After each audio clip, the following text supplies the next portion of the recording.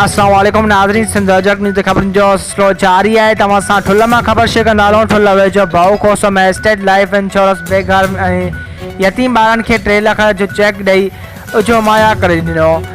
ॿारनि जे चेहरे ते मुर्को। ख़बर मूजिबि भाऊ खोसो वासी फौत थी वियल अली नवाज़ मरेटो जी स्टेट लाइफ इंश्योरेंस में पॉलिसी रखियल हुई।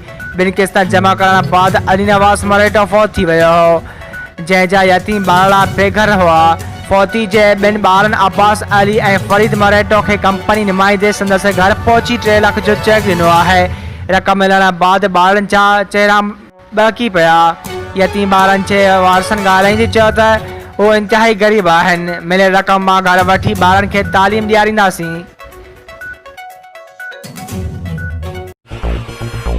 वधीक ख़बरूं ॾिसण लाइ विज़िट कंदा असांजी वेबसाइट www.sindhuajraknews.com।